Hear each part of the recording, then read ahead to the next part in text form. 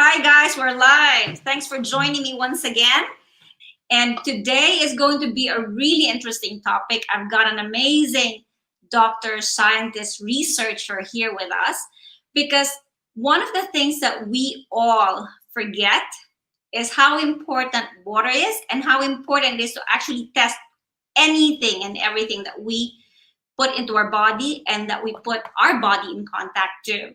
So, we've had discussions on food, on understanding what's in your food, toxins in perfumes, and all those things, because we know that there's so many toxins around us that can alter our metabolism, that can affect our health and our immune system. But very few have actually checked what's in their water. One of the things that I said earlier is it's very interesting that we have someone here that can help us with water. We have shared information about how we do our own testing in our homes. I help my clients and my patients understand that it's important to test their water, find out what's acid, what's alkaline, if they've got chlorine in their water, what the ORP levels are. But we need to understand the basis of this, the reason for this, and if there really is such a thing that can prove that water or one type of water is better than the others. I've got a lot of friends with scientific backgrounds. I've got a lot of medical doctor classmates who have been skeptical. And this is not about me changing your mind. This is just about me giving you something to think about, because I have someone here who's done the research, who's done the scientific study. So Dr. Horst Filtzer, I've just had the opportunity to personally meet him last week, and I'm really, really honored to have him here with me. And he's an amazing doctor, scientist, and researcher. He's had more than 30 years experience as a general surgeon and a vascular surgeon. He's done research on our water because he is also the medical advisor of the Enagic company of the medical grade ionizers. And Dr. Horst Filtzer just came up with a study recently that I'll have him discuss with you. But let me just read a little bit about Dr. Filtzer, which just amazed me. And Dr. Filtzer is the director of the Wound Care Center at the Western Arizona Regional Medical Center in Bullhead City, Arizona. He is a Harvard graduate. He has had, as I said, 35 years of active surgical practice in general and vascular surgery. He is also, and I'm so amazed by this, and thank you for your service, received 3 Bronze Stars for Valour in the Army. So we're not talking about just any guy here. We're talking about an amazing person who actually have it in his DNA to help others. So we were talking about purpose, and he was saying, the only thing that I hope we could do is actually be able to help people get healthier and better everywhere. And that's what we're hoping to do. Change one person's perspective, add one more knowledge in each person's head as we go through this CAPAS and as you share this video. So without further ado, I would like to invite Dr. Horst Filtzer, and please welcome him with me. Hi, Horst. How are you? I am very well, Michelle. Thank you. Good evening to you and good morning to me. Well, I am having my evening coffee and you're having your morning coffee. So there you are. That's right. Horst, I loved reading all these things that you've been able to accomplish in your lifetime. And as I said, really honored to know you, really honored that, it wasn't just helping others in your clinic, in your practice, in your hospital. It was also helping people on the field. So you've always had it in your DNA to help others and help people have better health, better life. And when did this start? I mean, what got you into the field of health or helping others? Well, it's very interesting. I'm an immigrant to the United States. I was born in Poland, and when I was a teenager, we wound up in Fargo, North Dakota. as recent immigrants, and that was in 1956. And I was then in high school. I got a job in a hospital, what was called a ward clerk. I'd fill out forms and I'd run around and do stuff like that. It was a Catholic hospital run by the nuns. And as I was becoming more proficient in English and so on and so forth, at one time I had an encounter with a pathologist. The pathologist was a German immigrant also, and he introduced me somewhat forcibly. I had to help him do an autopsy. Oh. And that was a very rude awakening for a 16-year-old. But once I got into the situation, and once I saw what this brilliant man could show about a deceased person, what he saw with his eyes and subsequent with his microscope, that would establish a cause of death, that would put everything together for the family and so on and so forth.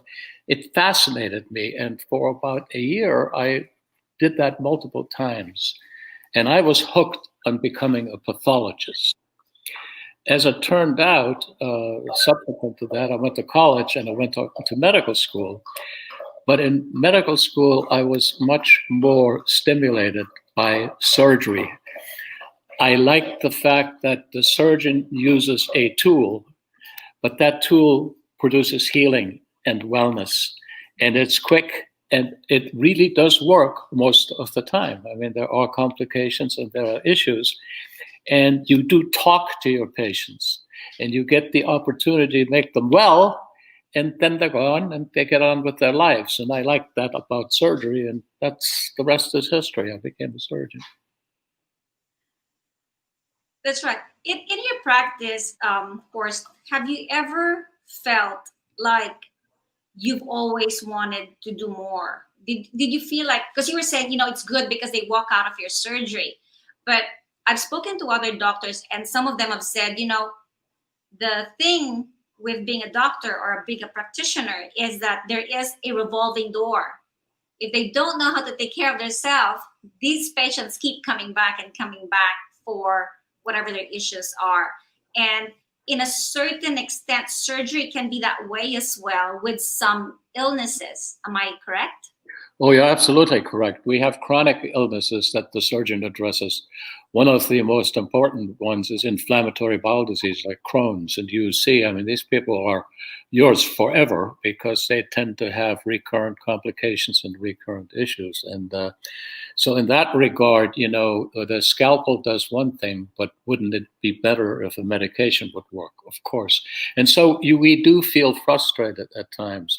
On the other hand, you also have an obligation to tell people that there is a limit to what they can expect from me or from the disease. And the disease, or whatever it is the determinant of success. If you come into the hospital with a stage 4 cancer, things are not going to look good for you no matter what. So it's important to be honest. It's important to show your patient that you care, but also what the limitations are of your skills and of our knowledge vis-a-vis their survival and their happiness. So that's honesty, I think, is profoundly important thing to deal with patients. That's right.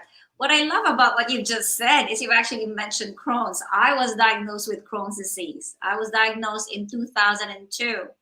And I did go a different route. I didn't take the route of medication, but there was a lot of changes that had to take place.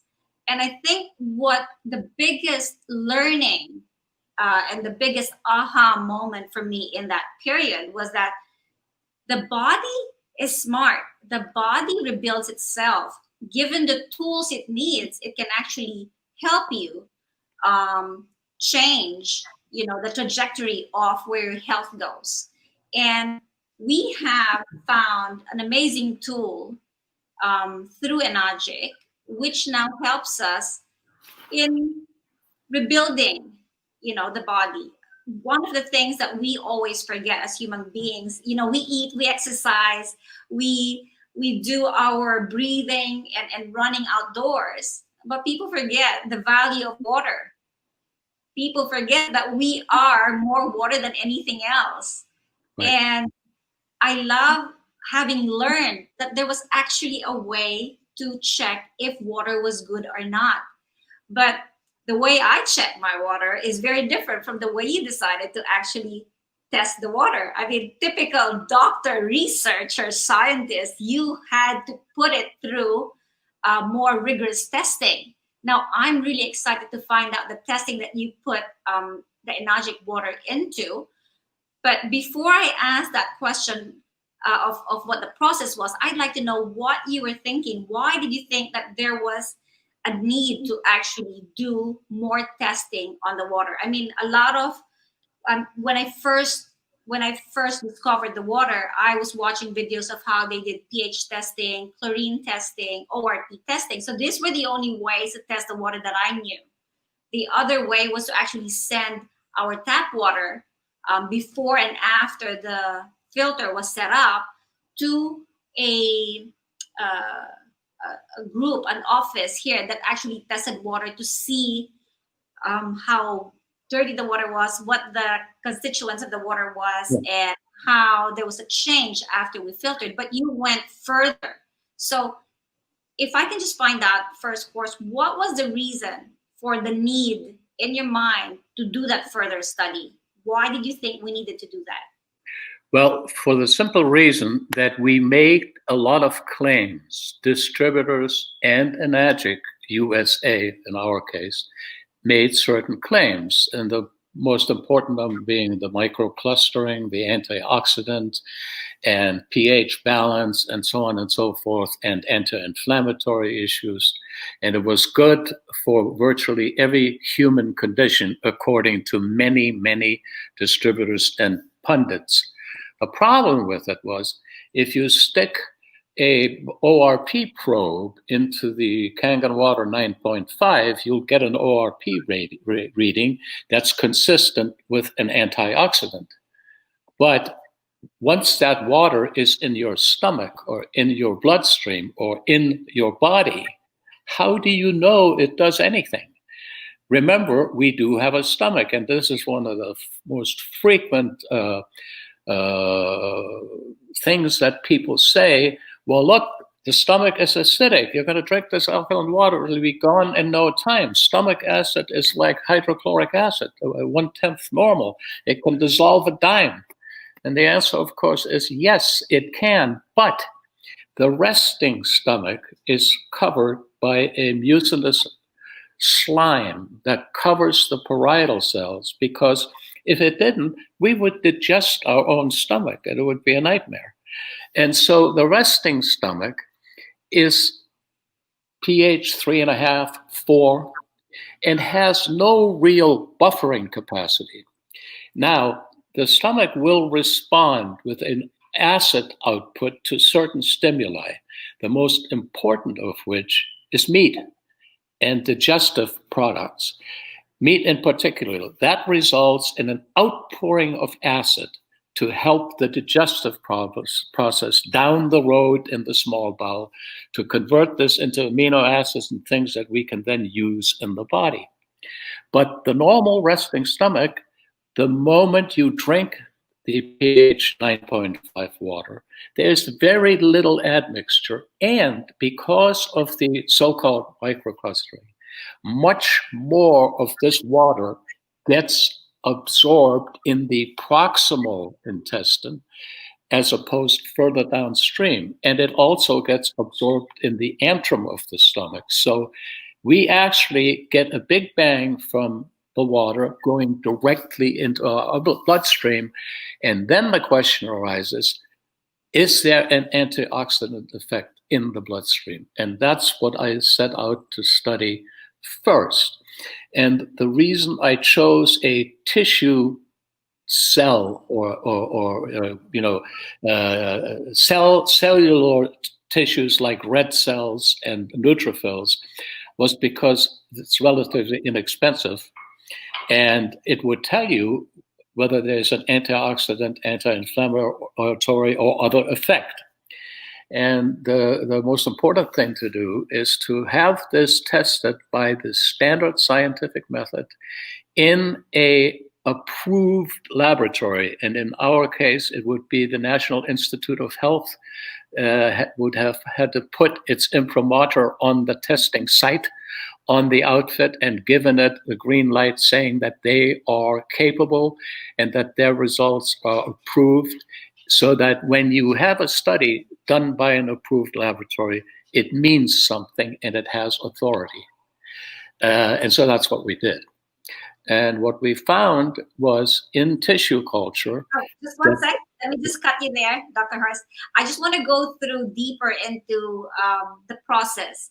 I love that you chose the National Institute of Health, because a lot of the clinical studies, a lot of the medical journal studies come from the National Institute of Health. Now, when you, how easy or how difficult is it to actually get a study through the National Institute of Health? Well, it depends upon the type of study. You know, the study that I started with is very easy to do, and there's no contraindication to doing it because you're not involving or putting human beings at risk. You're dealing in a petri dish and inoculation and stuff. So there's a non-issue. So pretty much anybody can do that. But the key is that the laboratory has to have the appropriate predicate to be able to do that and to be considered authoritative. And that's what you have to do. And we chose a natural immune system laboratory in Oregon, and we've had a good relationship with them, and they're very bright and have a clean, good record. There's another reason to do these studies, and that has to do with the Federal Trade Commission and making claims. You are allowed to make claims that you can prove, but they come down on you very hard if you make claims and you in fact cannot prove them. And I think that in Malaysia there was an incident where the government shut down Enagic for a period of time because of unsubstantiated claims that were not shown to be so by some scientific method. That's right. Dr. Horst, I love that you've mentioned that, because it is a fact that there are a lot of supplements, a lot of medicinal herbs, and even medications that are out in the market that try and make claims despite the fact of not having any scientific backup. Right. And I've read a lot of other journals as well, where you have studies, for example, of generic ginger, generic turmeric, and then a claim is made that this supplement does that because of what they've seen in the medical journal, but not necessarily studying that specific supplements. So I love the fact that you went further and decided, no, it's not enough to just look at studies made on similar components of our machine or our water. You wanted to test the water that came out of our machine.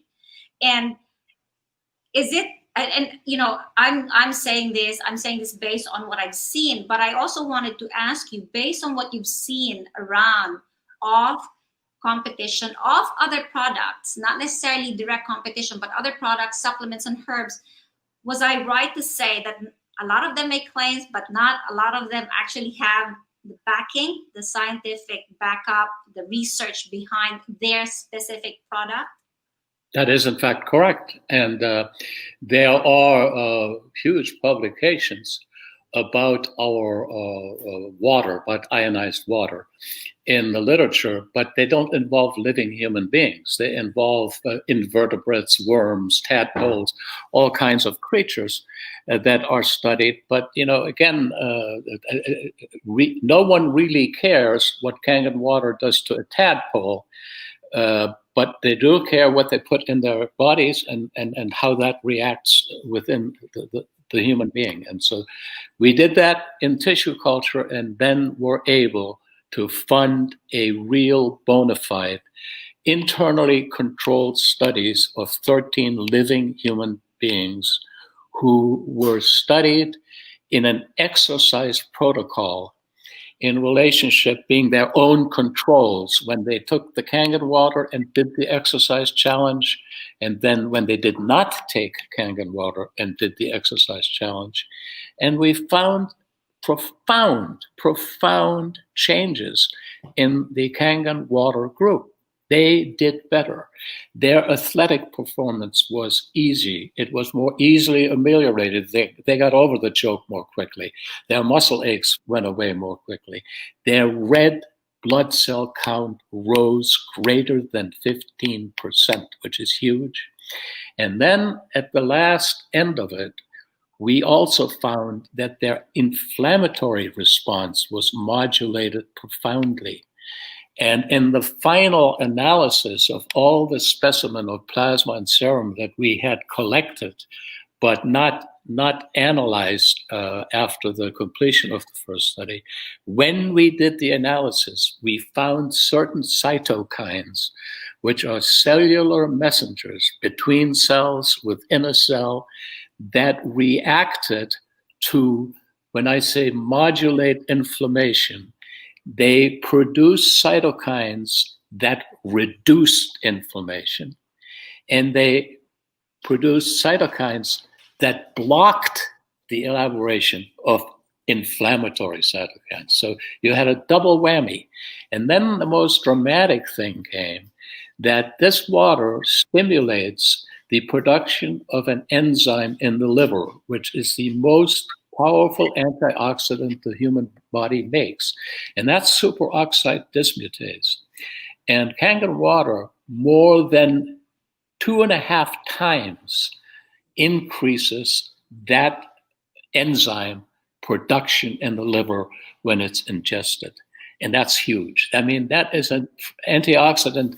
The water has an antioxidant effect in itself in the cell, and then in addition, gooses the liver, so to speak, stimulates the liver to crank out this most powerful antioxidant.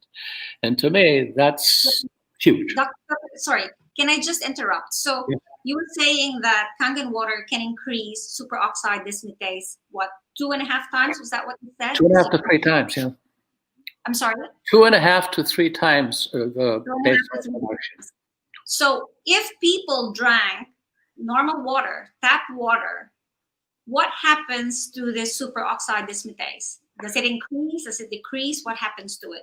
Well, if you drink normal water, you do also elaborate superoxide dismutase, but the level is much lower. The concentration is much lower. And so when you are able to increase this concentration, this powerful anti-inflammatory agent, you're definitely getting a health benefit. What does the superoxide dismutase do? It obliterates free radicals. And free radicals are the basis of Crohn's disease, of virtually every disease, chronic disease we know. Rheumatoid arthritis, ulcerative colitis, coronary artery disease starts out with an inflammatory response in the lining of the arteries to the heart, the coronaries, or in the peripheral vascular tree, causes arterial obstruction, stroke, inability to walk, and so on. And that, to me, is a benefit that you get by just drinking water, this water. And that's huge as far as I'm concerned. Probably also from a financial point of view. I mean, it's a bigger bang for your buck than a jar of antioxidants you can buy in the store, some of which are ridiculously priced. That's right. I think the thing that the most important thing to note with this one, I mean, a lot of people will say, well, you know what, this supplement and that supplement can do the same. It can increase your antioxidant levels in the body. It can impact your health. The thing that people aren't seeing, and I hope that they see it here, is this is water. This is something that as soon as you've got that machine there, you have access to 24/7.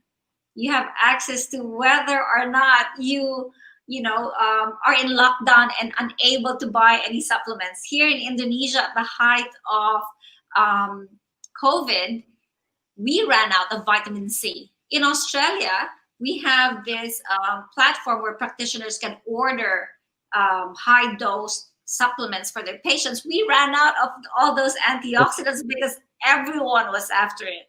If you have this machine in your counter or on your kitchen bench, you've got access to that high antioxidant producing water that increases superoxidase dismutase in your in your liver, in your body. Right. Right. For virtually free after after your 5 years and you paid for it. It's ridiculous. Yeah. So Dr. Filtzer, when you saw this research, was it something that you expected to see? Or was it something that you've always known about the water? Well, I kind of expected it to see, because clearly, it is a subjective thing, but it made me as a person, change my habits dramatically. I was never a water drinker, ever. And so when I got introduced to this machine and I drank the water, I drank 1 glass of water and I bought a machine. And it was because there was a profound difference in a variety of things. The way it felt in my mouth, the way it was easy to swallow, the way it would just go right in your stomach without sloshing around, without making it feel awkward. And it tasted great. Now, I had the benefit of the lousy water in Arizona. We have terrible water here because it's so hard, and now we're facing the sins of our past, which was gold mining. We're getting arsenic deposited in our water now in large concentrations because the ore was extracted with arsenic over 100 years ago, and we're paying the price now. So we don't have very good water. You hook this baby up to your sink, water comes out, and the water tastes great. And so I started drinking water. I still drink my vino, but I really do drink water. That's right. I'm German-like, but we have one of the things that I hear people all the time say, and this was especially when I was practicing in Australia. So, you're in a first world country, and everyone says when you're in a first world country, you have the best water in the world, which is true to a certain extent, right? We have water, we're able to actually bathe in the water and so on and so forth.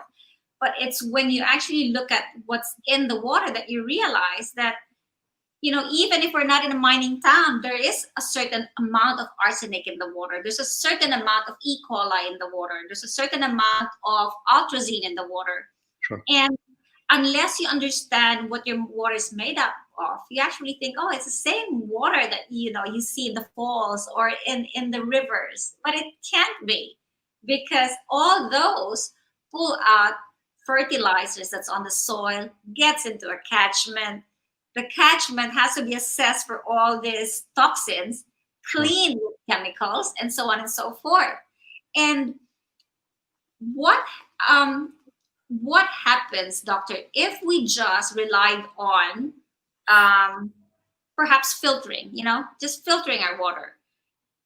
What is the difference in terms of our health, in terms of what we can do to the water for our health, compared to what the Enagic machine can do to the water? I mean, when you just filter the water out and you feel like you've filtered as much of the toxins or the crap in it, does that water now become, effective to the body, to boosting immune system, to boosting our production of red blood cells, in boosting oxygen intake in our body?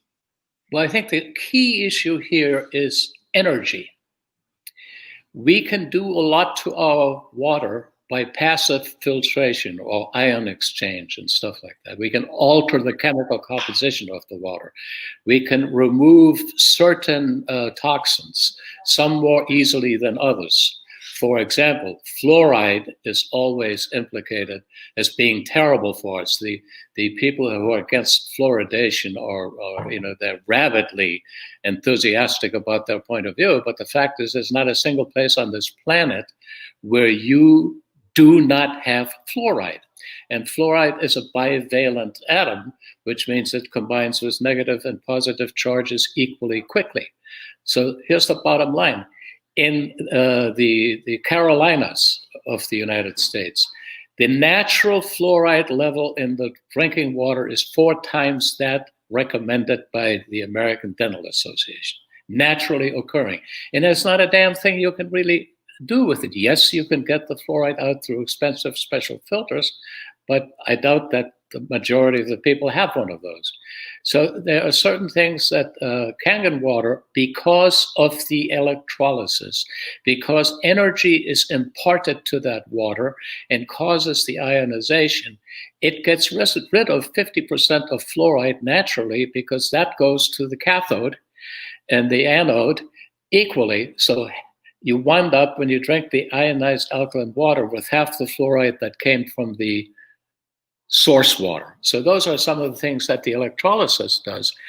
And then it leaves you with a vibrant water that has a pH, that has an ORP, and has energy, albeit the energy is evanescent. It eventually goes away as all charges try to get back to a neutral state. But that water, when it's energized, transmits that energy to your body and to your cells, unquestionably. I love that you said that, Dr. Filtzer. Now, I'm just wondering which of those properties actually impacts the body's ability to fight stress. Because in the summary of the book, and I'm just going to share the book here, for those of you that haven't seen it, this is the book that's come out that Dr. Filtzer actually wrote his study results in. And it actually says that this water has shown to help the body fight stress better. So what is it that our body needs that Enagic is able to provide? Well, particularly the 2 things that I think are the most profound ones are antioxidant, because as a free radical scavenger, it is extremely important, both a direct antioxidant and the SOD, antioxidant effect, and then the anti-inflammatory. I mean, the anti-inflammatory is also quite profound. And I think we're missing the boat if we don't keep on studying that effect, because it's easy to do. And I think, look at how many millions of people have rheumatoid arthritis. I mean, it's millions in Western culture. And what do we do for that? Anti-inflammatory drugs, some of them terribly powerful and side effects. And here you have something that if you drink that every single day, it is very reasonable to expect a beneficial effect in your condition. Now, we're not saying it's going to cure it, but what we're saying is it's more better than not drinking it. Yeah. That's right. That's right. Can you just tell us, Dr. Filtzer, how the right kind of water can increase red blood cell production in the body and increase delivery of oxygen and the removal of carbon dioxide, while the wrong kind of water can't? So how can the right kind of water do that? How is our Enagic machine able to do that? Because that's come out in your study result as well. And why can't normal water do that? Well, normal water is still water. It's buffered to a certain pH, and that pH is very difficult to alter. The water is stable. It does not have any electric charge to speak of. It does have some clustering, all water does, which occurs in nanoseconds constantly in water. But it doesn't have an ORP that is significantly powerful to affect your electric balance, to produce ions that then, in fact, translate into the ability to alter the body's pH. And we know that it does, and that those are studies that are actually quite old. And you can actually treat chronic renal failure with ionized alkaline water. And the same thing with the anti-inflammatory and the antioxidant effect. Now, when we are subjected to stress of different varieties, it can be emotional stress, it can be physical stress, it can be all kinds of stress. What happens is we get a response It's commonly referred to as a fight or flight response. And that is associated with an increased heartbeat. It's associated with all kinds of physiologic changes, among which is increased stimulation of the bone marrow to crank out red cells. And that is in response to the fact that when you're under stress, you need to do more oxygenation. You need to be able to send your muscles, oxygen to function and what have you. And the body, by using this stress response, provides up to a limited degree increased red cells, reduced inflammatory cells, and so on, to help you address that stress. And that's a primeval response. It happens in all living things, particularly mammals. Doctor, when you say that, as the good thing with having the Enagic machine in your counter, in your home, and drinking that water regularly is increasing red cell production and oxygen distribution in your body. That then means that no matter what it is that your body is struggling with, it will always be able to help, because oxygen is something every cell in our body needs. Is that correct? Precisely. Yes. Yeah. So I've got a question here. With COVID, with everyone talking about how the COVID virus impacts the lungs or targets the lungs, one of the questions I have here is, can we say that Kangen water is so powerful, has powerful antioxidant to strengthen lung health? Is that an accurate thing to say? I think that it's sort of a maintenance issue. When you drink that water, the maintenance of your tissues, your body fluid, all of that is made easier, because it causes pH to be balanced. It causes to reduce inflammation and so on. So in an indirect way, it is helpful to keep your lungs and every other organ system in good shape.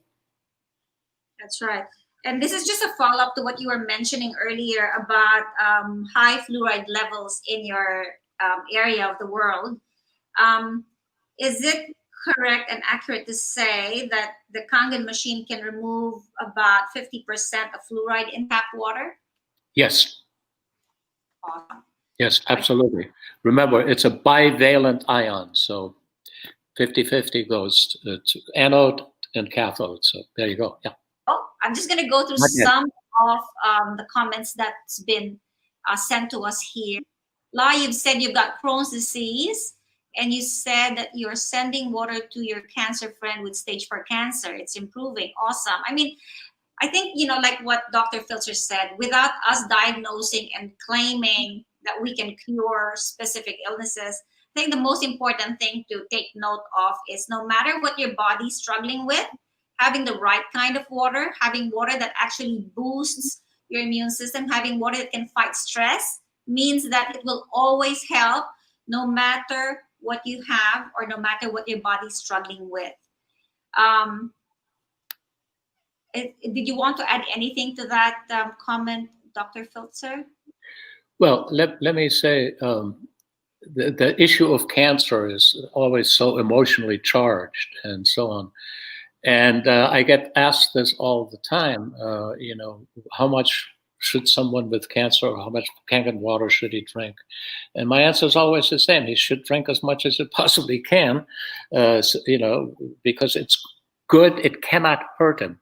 We don't have any hard data that there is a higher survival rate or that there's a longer survival rate, because the studies haven't been done.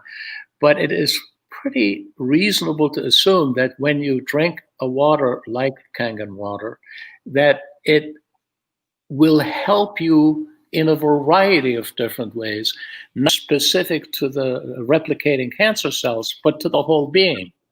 When you're on chemotherapy for cancer and you get sick to your stomach after they get done injecting you with whatever stuff they inject you with, and you vomit and you feel terrible, and then you take that same person and introduce them to Kangen water and have them drink the water before, in good amounts, before they get chemo, during and after, and they find that their nausea, their vomiting, their lousy feeling, their stressful thing is reduced and ameliorated. Well, that's a great effect. I mean, just, you got a bad hand to deal with, but on the other hand, this actually does help you deal with it. And so I'm all in favor of cancer patients drinking Kangen water. And it turns out now I have colleagues in very prestigious places in the United States, like Cleveland Clinic, for example, that give their patients Kangen water and encourage them to drink it for that very reason. Good hydration, because once you're chronically dehydrated, then you lose your sense of thirst. You lose your sense of well-being. And good hydration by itself, even if it weren't with Kangen water, good hydration is very important. And of course, again, the Kangen helps you without any question. I love you said that, Doctor, because I do have a very dear person to me who's struggling with an issue similar to that. And I think one of the fears with Kangen is when you have the knowledge of the amount of antioxidants in the water, the anti-inflammatory effects of the water, people start thinking twice about taking it when they have doctors that say, oh, you can't take any supplements, or can't take any herbs, can't take any antioxidants. And I think that's where the problem comes in.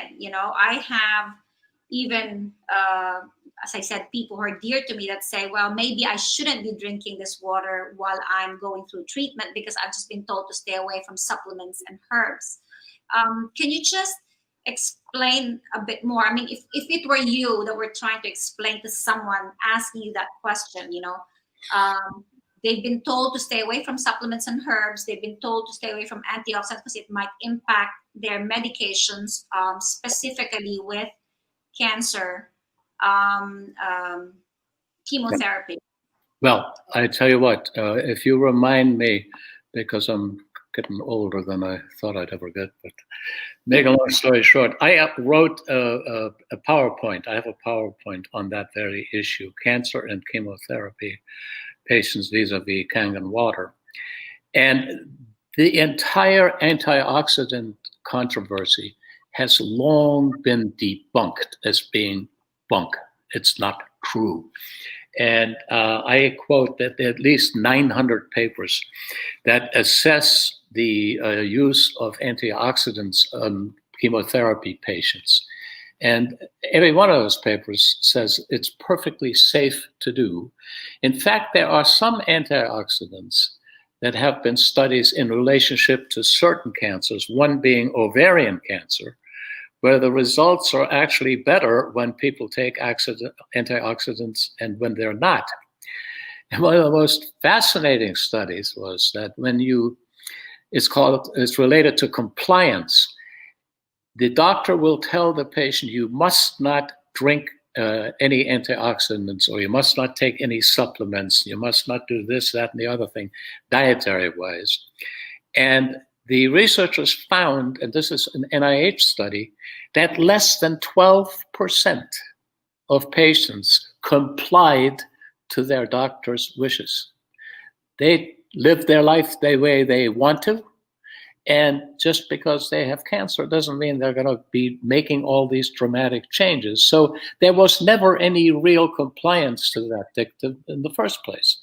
So the answer is chemo, antioxidant, go for it. Thank you, doctor. I love that. I've got another one here. La, you've got a lot of questions here. And I'm just going to say that, again, for whatever the illnesses are that you're helping people with, it is a very good thing to drink this water. Let me just go to, he has one here that talks about the study. And he said, could you give us, here we go, can you send me the link to where that journal is? Am I right to say, doctor, that if they get access to this book, it might be an easier way to understand the study live? Or did you want to add anything to that, doctor?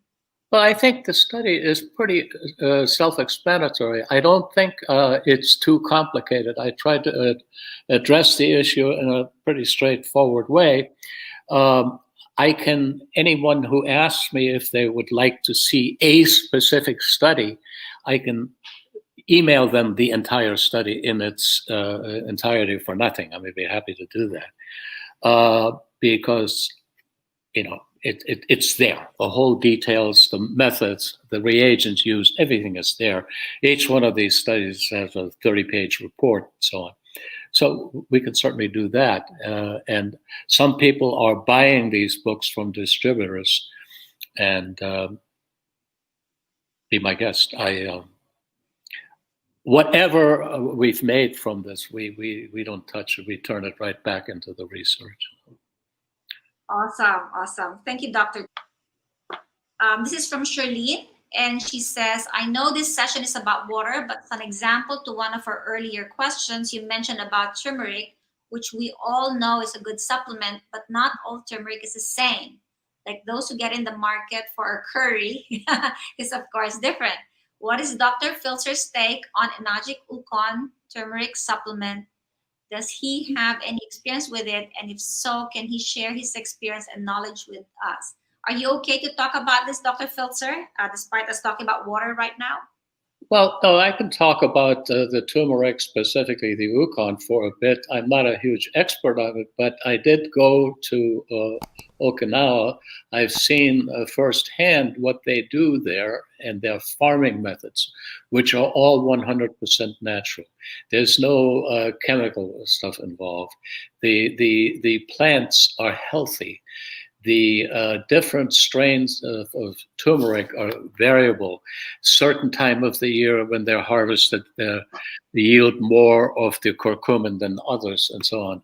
And the method of being packaged, freeze-dried, etc., and put into a very digestible capsules are top rate and first rate. And quite frankly, being older now and having certain aches and pains, I find it to be an excellent product to treat inflammation. Every now and then I get a flare-up of my lower back, and then, I'm crippled, this and that. I take a handful of Ukon for several days. I don't take it every day, but for several days, and it helps me tremendously. And that's about all I can say about it. I'm not a great expert on it, but I also use it in curry. That's right. That's right. Very different when you use it in curry, but I do agree. I've always said, use your food as your medicine and your medicine as your food. So that's right.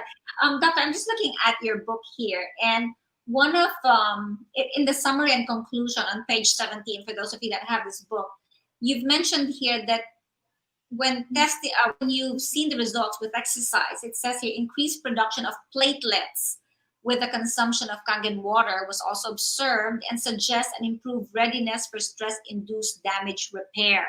So when you say stress-induced damage repair, is this applicable only for people that do long marathons and have, cramping pain or the inflammation in their system because of that? Or is it also with short exercises? If you can just elaborate a little bit more. It's all of the above. Look, we are constantly stressing ourselves in a variety of ways. For example, did you know that part of the reason we develop plaques on our arteries is called shear stress? Shear stress is when there's a bifurcation or a branching of an artery, and eddy currents are produced from the flow alone, the rheology of how blood flows through a living human being. And that shear stress needs to be managed because it damages the endothelium and the lining. And we do that 24/7 in our bodies, all the time, because your heart keeps going, and your blood vessels, they pump thousands of gallons of blood through your system every single day. So we live with stress. Some is easily managed, just we don't even notice it, and others takes a greater effort. And that's when you have people stressed, like with exercise, anxiety, whatever. those stresses may be much bigger and may require and produce a larger response. That makes sense? There we go. I've learned diet, nutrition, and also aromatherapy. I have another client with Graves' disease, but there's a continuation to that. But not many doctors actually encourage patients to drink water. Is there a reason why water is something that's not normally recommended, Dr. Filtzer? Well, I think that's a fundamental error that physicians are making. I mean, it's the idea that 70% of all people in the United States of America and Western Europe are chronically dehydrated. Mm-hmm. And the Europeans, particularly the Germans, they have done tremendous research on simple hydration. For example, in nursing homes in Germany, the patients have to have a specific gravity done on their urine 3 times a week to indicate their status of hydration. And there are penalties when these people, check out at, say, 1028 a concentration of their urine, which is profound dehydration. And you used to be, be that chronic nursing home smell from people who are dehydrated that have concentrated urine. And it's so important because it alters dramatically the fate of these people. They don't die as early. They have a better quality of life just by good hydration alone. So it's a complicated thing, but highly important. And why not do the best water while you're hydrating? I love that. Rice got another question. How long must we drink to see effect? One of my friends who works in Indonesia drank the local water. Oh my gosh, Lai, you should tell your friend he should never have done that. Everyone in Indonesia is warned about the water here. We can't drink the water. We actually even teach people not to brush their teeth with the water. It really is very dirty. Yes. So I guess the question he's trying to ask is how long will it take drinking Kangen water to actually correct the damage that this bad water. I tell you, I wish I could give you a hard answer to that. I really don't know. I do know this, that the average person who starts drinking the water notices an effect virtually right away.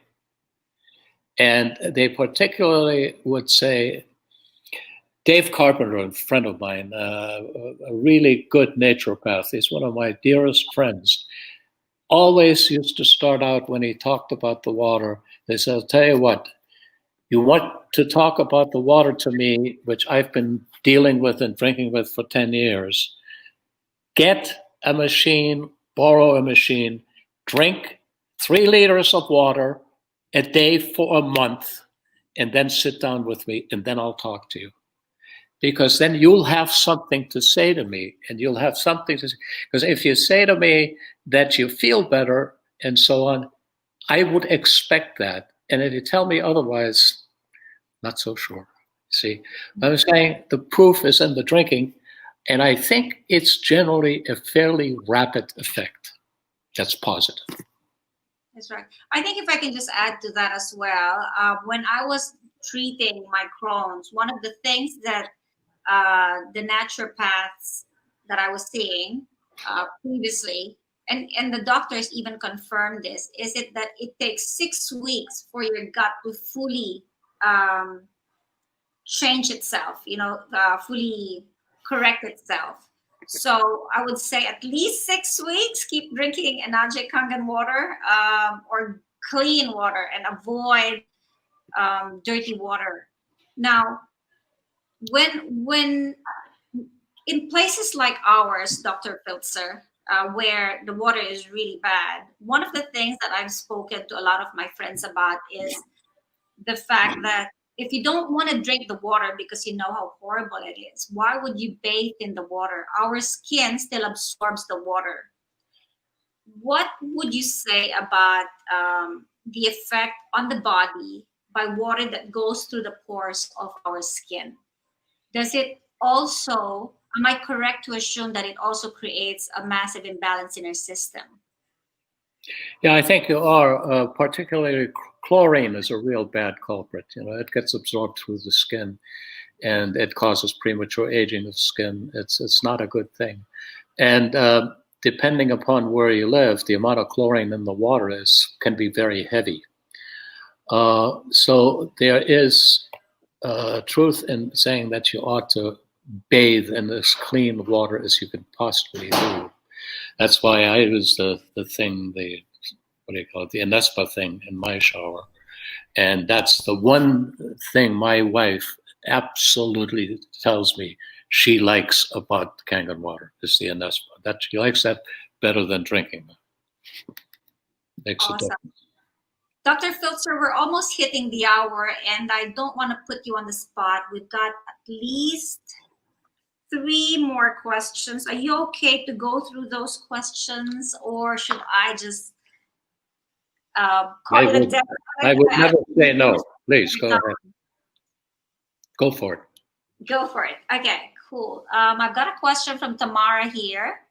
And she says, how does the water help to correct or help allergies, asthma, and skin issues? I'm going to say yes, but I'm going to say it with a qualification. I have no hardcore data other than anecdotal data. What people have told me and what people have experienced. And it makes sense that clearly, if we hydrate ourselves adequately and satisfactorily, many of these things like allergies and skin issues do improve. And I have certainly have a number of colleagues that are dermatologists who use the water on the skin. You can use beauty water on the skin, like an astringent, for example. And in my practice of wound care the last 10 years, I used gallons of 2.5 pH water to treat the most disgusting, dirty, infected wounds very effectively. I think, therefore, my conclusion is that it does indeed help allergies, asthma, and other skin issues because they are all interrelated. There are immune compromised system diseases. Awesome. Thank you, doctor. I think another thing, Tamara, in naturopathy, in the study of naturopathy, and I think your homeopaths will say the same thing, that a lot of the issues with the skin is like a reflection of what your insides are. That's how we actually try and explain it. So the cleaner your system is, the cleaner your bowel is, the cleaner your skin becomes. So if we're healing our bowel, or I don't like to use the word healing, if we're actually helping our bowel rebuild itself and rejuvenate itself, then we're doing exactly the same thing to our skin. I hope that helps. Yeah. Okay. There's another one here. When I had Crohn's, loose stool, I drank 3 days without medicine. So I'm assuming I drank water for 3 days without medicine. I see better stools, smooth as banana, that changed my life. If I can first, before I pass this on to Dr. Filtzer, just say, one of the things that I'm really careful of is telling people not to take their medications. There's a reason why medications are given by your doctor.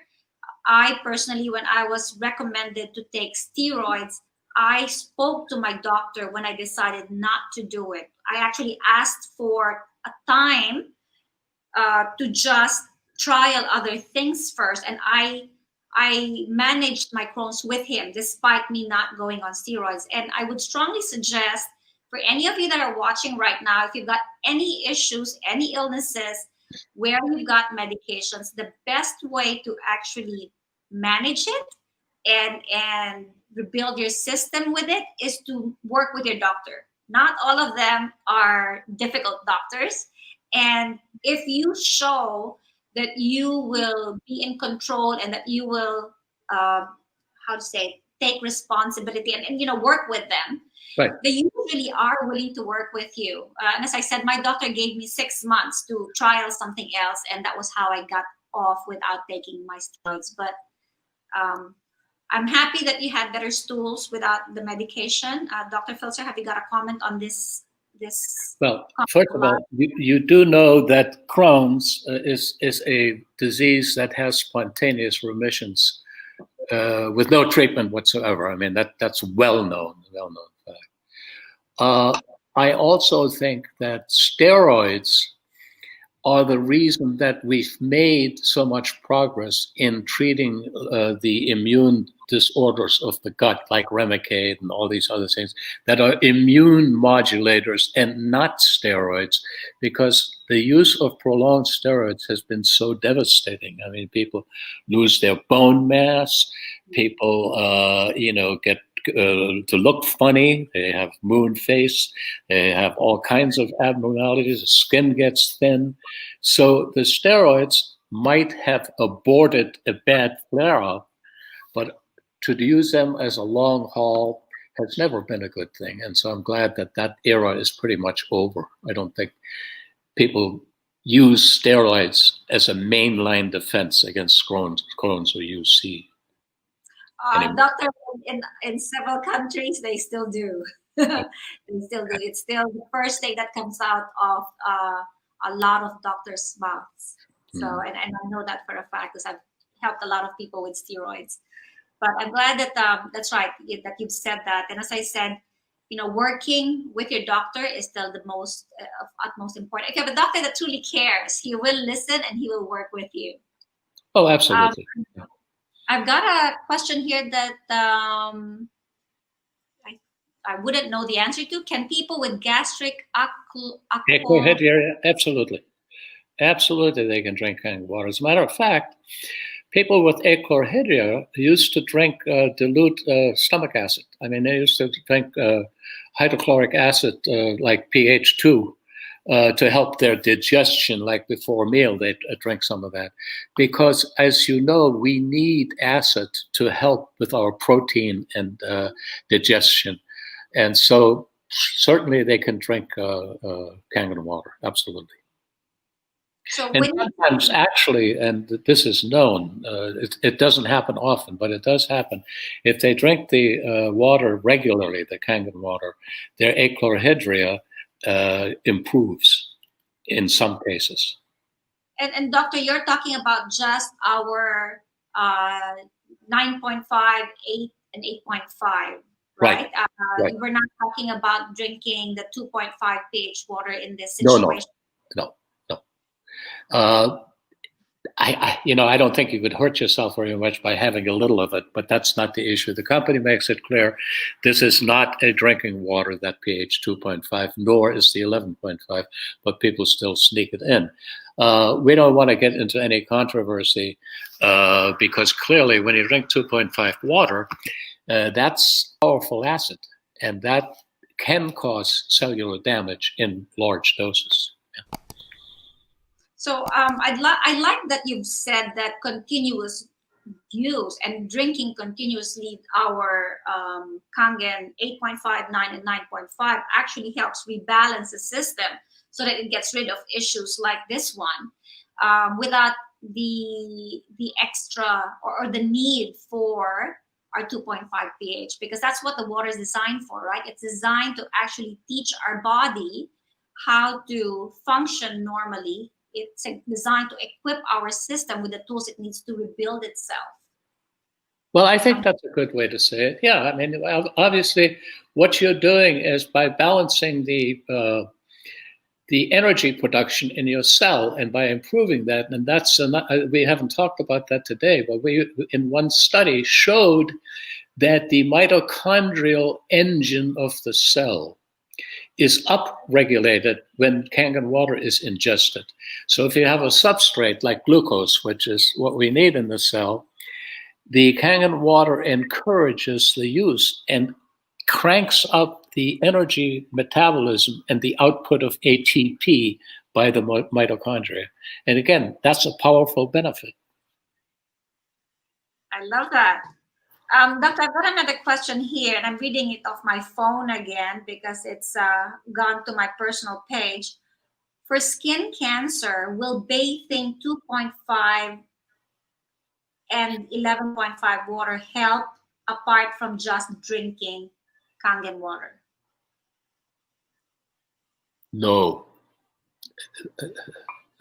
To that question, I mean, you can do 2.5, you can do 11.5, but that's not treating a cancer. You can put that on, that's not going to treat the cancer. Skin cancers are treated by excision. You remove them. Some are treated with radiation. Some respond very well to radiation. But the balancing the internal milieu of your body makes total sense whether you got a skin cancer or not, because it just does. See, but there is no therapy for skin cancers that rightly would involve the water. Now, if you've had an excision and you've got a nasty wound from it, you've got an infection, yeah, that'll be helpful in healing that wound, but not treat the cancer. I don't want to even get into that possibility, because then people will put it on and say, gee, why didn't it get better? Well, it's not designed for that. Awesome. I love that. Doctor, you've mentioned that you have used the 2.5 in wound healing in your practice previously.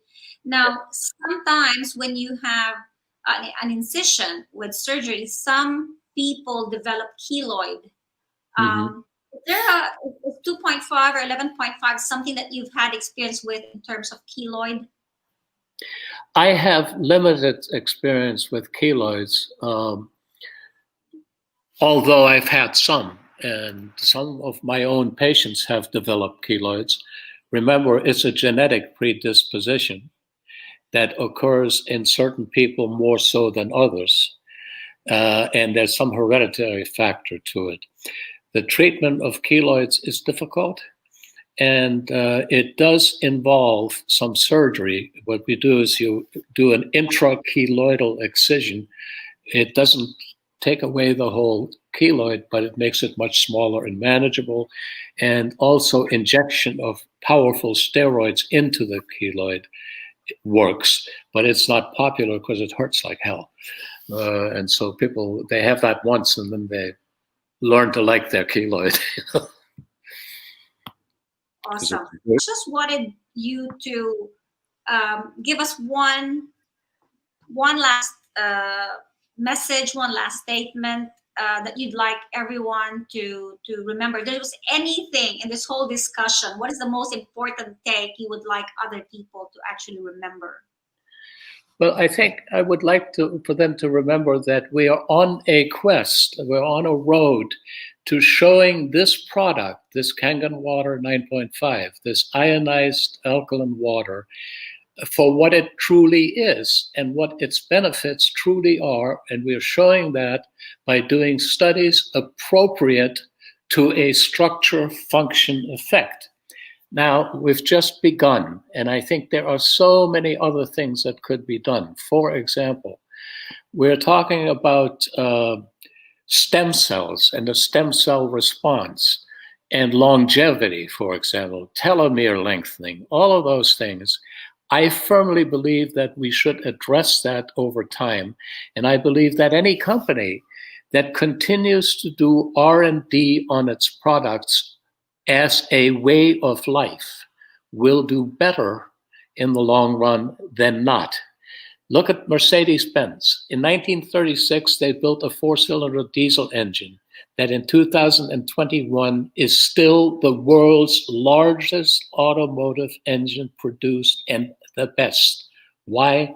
Every year they worked on it and improved it. And every year, Enagic and companies like it ought to showcase their product by showing another health benefit that is provable and repeatable. And that's my message. Thank you, Doctor. I love that. And Dr. Filtzer, thank you so much. I mean, your book, your videos, your research has actually helped me help others understand the water better. And I think what I also, if I could just reiterate, some of the things that we've said today, we know now for a fact with Dr. Filtzer's study how amazing this water is. We now know that we actually have access to this water. Now that we know that, let's not try and, do it a different way. Why do you want to try and experiment? We know what works. Let's use what works. Let's help our body rebuild itself. Let's try and live optimally. In the Anti-Aging Medicine Society, they've said that the person that's going to be living up to 125, 150 is alive now. Let's be that person if we can. Why not? Sure. And if that means drinking the right kind of water to optimize our health, exercising, moving right, eating right, then let's do it. There's no reason anymore to pretend that we don't have the information in front of us through the tips of our fingers, through Google, through checking the National Institute of Health. Dr. Filtzer, what you've done is just amazing. What you've proven is, still blows my mind. And thank you for continuously learning more about this water to help more people. Thank you for your time today. You're very, very welcome, and I hope you have a good day. Be well.